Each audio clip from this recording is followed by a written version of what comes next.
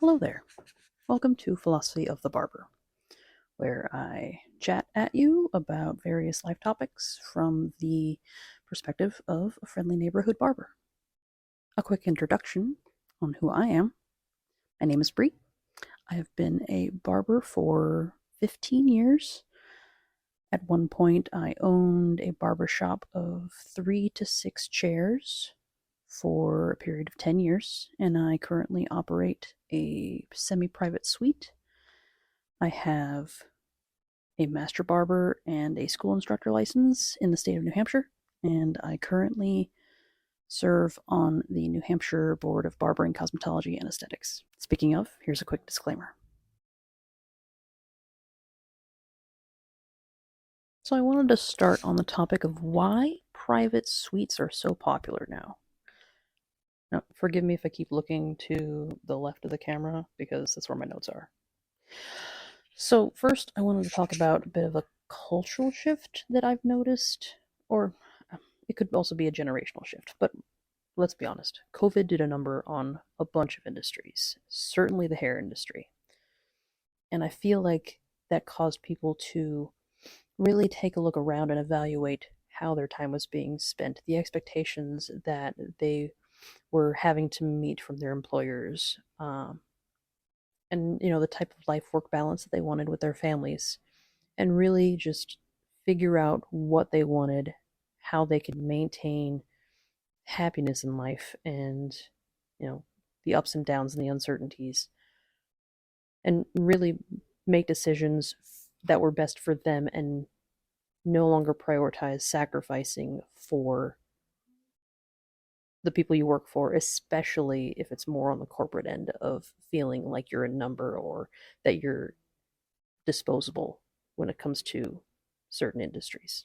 So I could certainly see how private suites look more appealing, especially if you were in a less than ideal work situation before or during. Secondly, is it's a bit of a sad transition where historically barbershops have been a community hub for people where people go and it's usually multiple chairs. People can share information and you find out news and gossip, scuttlebutt, and you really see what's happening in the world, or at very least in your community, because barbers still to this day have the expectation of knowing what's going on in the community. I feel like COVID definitely changed how the public views the spaces they enter.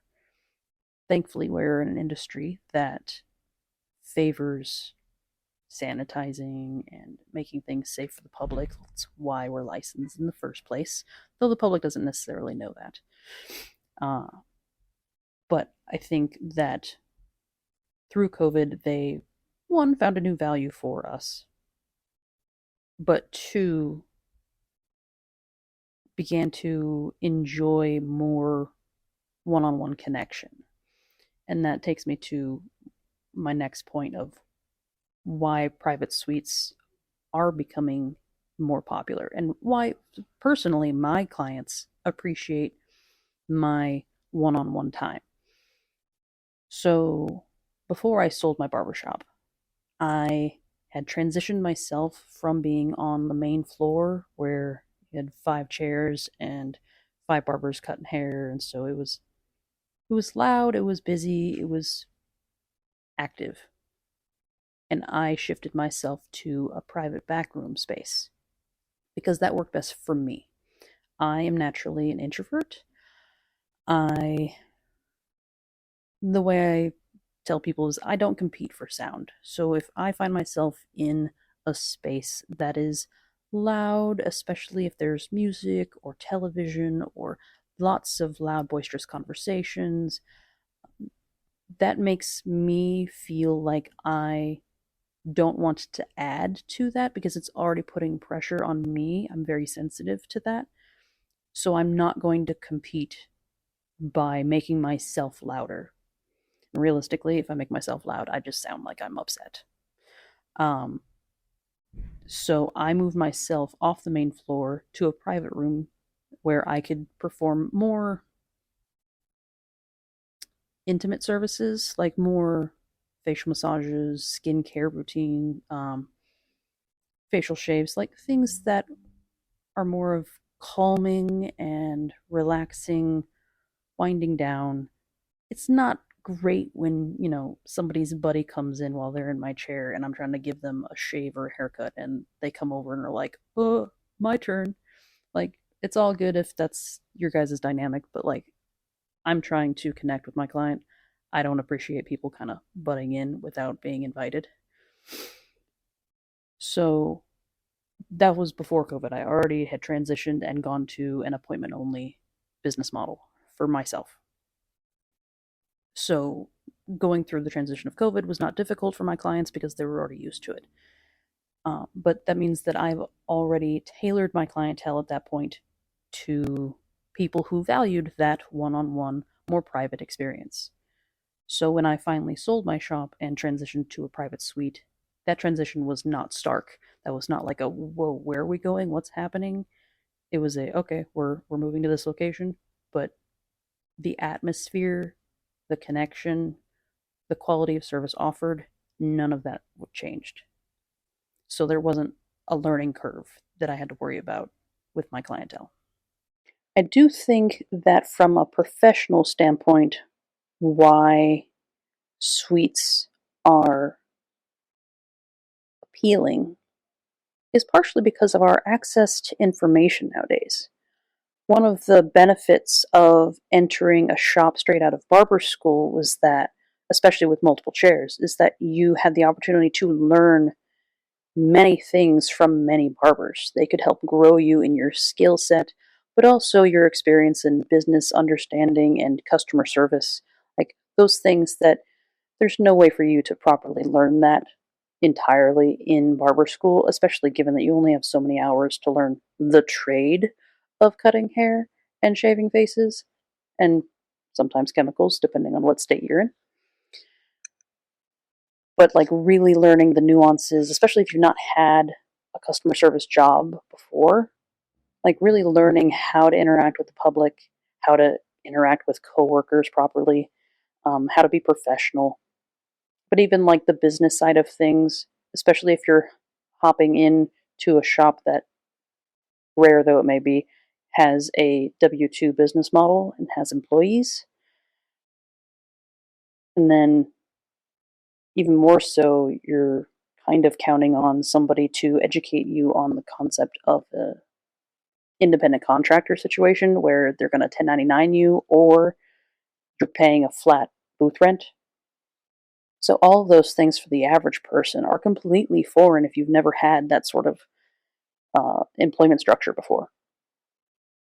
So it's very helpful to go into a multi-chair shop to acquire that information. But nowadays, it's not it's not necessary. It's still advantageous. Don't get me wrong, but if you know where to look for the information, you can very easily, if you're motivated, educate yourself on it. And unfortunately, there have been a number of instances just in my time in the industry of people being taken advantage of because of their ignorance in the field, because they're green and just got out of school and went to a shop where the shop owner was not going to be kind, and instead of like taking care of them and growing them and educating them on the different pathways that a barber can take as far as payment, takes advantage and gives them a low percentage, or has a setup where the shop owner's skimming tips from credit card sales or something like that. Like, unfortunately, if you're not motivated to educate yourself on some subjects, there is the possibility that you can be taken advantage of by somebody who isn't going to help you. They're in it for them. Those bad actors exist everywhere. But with the internet, you have access. Everybody has a smartphone in their pocket. Everybody in the, general sense. Recently, I've been watching a lot of Mr. Rogers content. Now, as a 38-year-old millennial, I did not grow up with Mr. Rogers in my house. I was aware of his existence. Honestly, as a kid, he made me very uncomfortable, but that's a me and my upbringing situation. It's not knocking Mr. Rogers at all. Uh, in fact, as an adult, love Mr. Rogers. Confused by anybody who doesn't. But I digress. In one of his interviews, I want to say it was with Charlie Rose, he discussed the importance of one-on-one attention. And I really strive to give that to my clientele, and that's really my preferred way of interacting with people is one-on-one. I personally find it very difficult to split my attention between multiple people. That is one issue I had with shop ownership and management, was that when I was on the main floor with my barbers, I was so focused on the room as a whole, making sure that people are having appropriate conversations, making sure that children aren't choking on Legos, making sure people are being greeted when they walk through the door, making sure nobody's walking out or stealing anything. That I had a hard time connecting with the person sitting in my chair whose hair I was cutting because my brain was doing a bunch of other managerial things when I'm trying to give someone a service. So I tell people, I can either give you a haircut and have a personality, or I can pay attention to 10 things and give you a haircut. I personally prefer giving someone my undivided attention.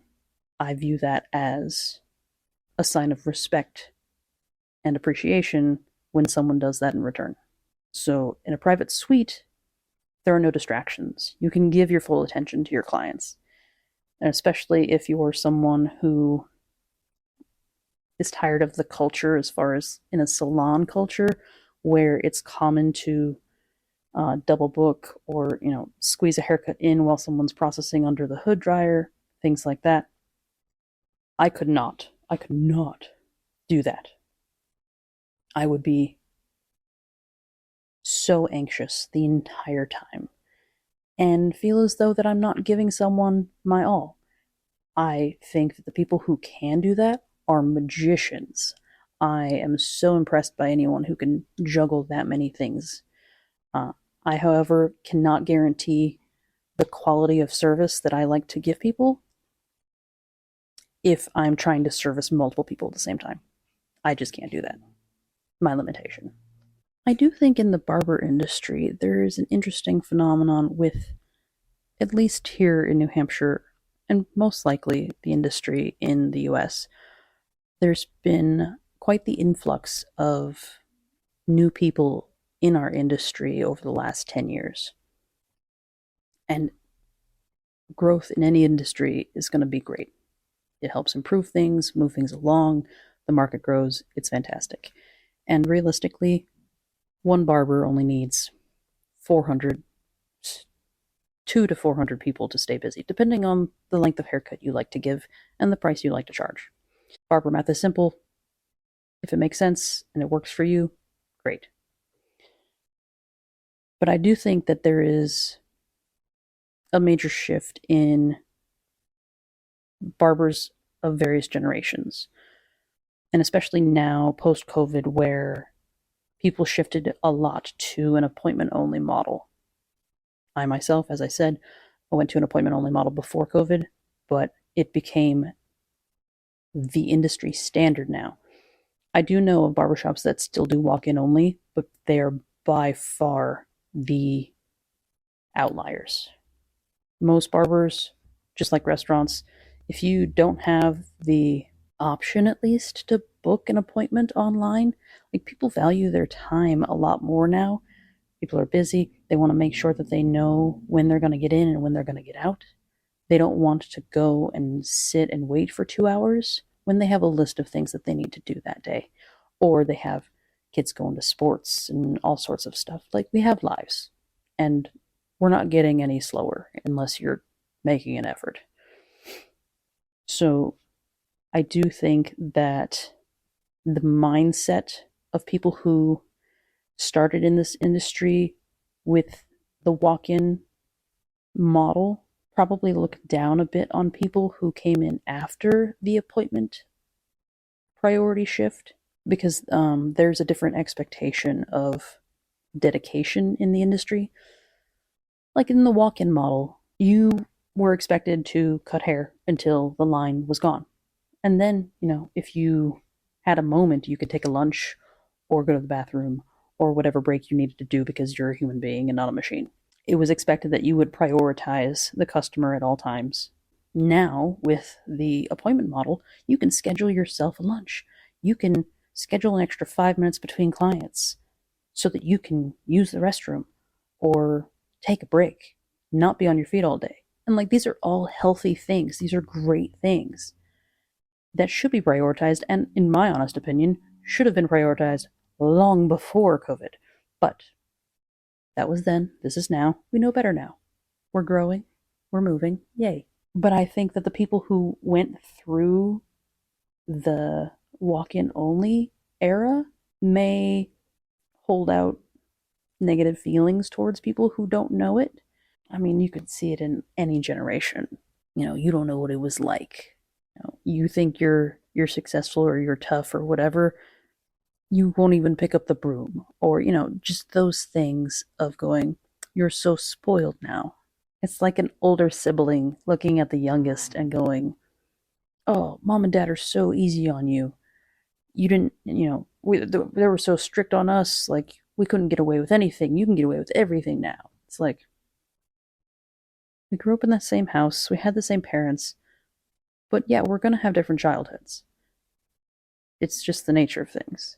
It doesn't mean that I'm any better or worse than you. I am also a human being. These people are also barbers. We all had to learn the same material in school. We all had to take the same state board exams, or I won't say the exact same. They change all the time. But like, we had to gain the same license. We have to meet the needs of the same customers, other human beings. So ultimately, it doesn't matter when you went through school, what era of barbering you started in. Everyone is due the same respect of being a professional in the industry. And just because you didn't know or didn't prioritize, or both, your health, your work-life balance in that era when you were young, because you didn't know any better, doesn't mean that the younger ones now are any worse or any less than you are. But I could certainly see how that contributes to people wanting to break off from a group shop dynamic. If somebody feels like they're pulling more weight than their coworkers, as somebody who grew up having to do group projects in school, I am not a fan of working in groups.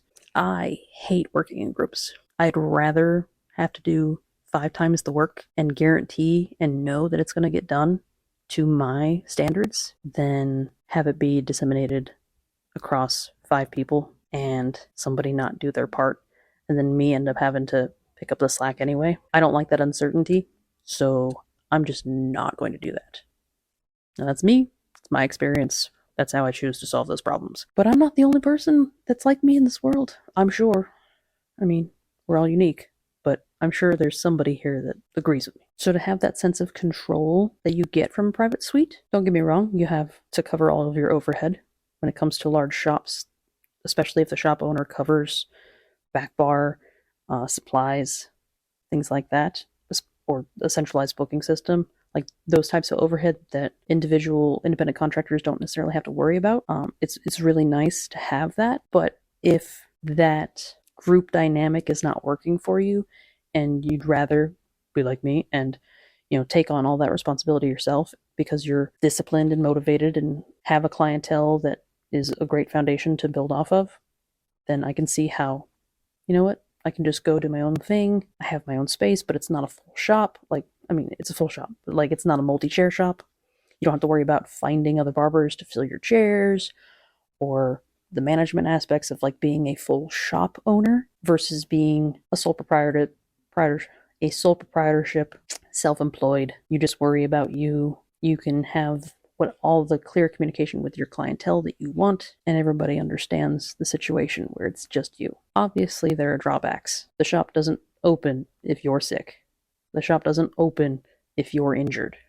The shop doesn't open if you're on vacation. So there's a lot of things that will limit you because you don't have coverage for when life is happening outside of the shop for you. But you're also dealing with other human beings who also have lives. As long as clear communication stays with your clientele, it's a perfectly viable business model. I understand why some professionals will dissuade people from going to a private suite. And if you haven't built a clientele first, 100%, I would not recommend having a private suite. But if you have that clientele and you're just not into that group dynamic anymore, I understand. It's really nice. I like it. I'm very comfy in mine. I'd love to hear what you think on the subject. Pro private suite? Anti private suite? Maybe pros and cons on both sides? And if you have a private suite, how long have you had it and how's it going? I'd love to hear about it in the comments. Till next time.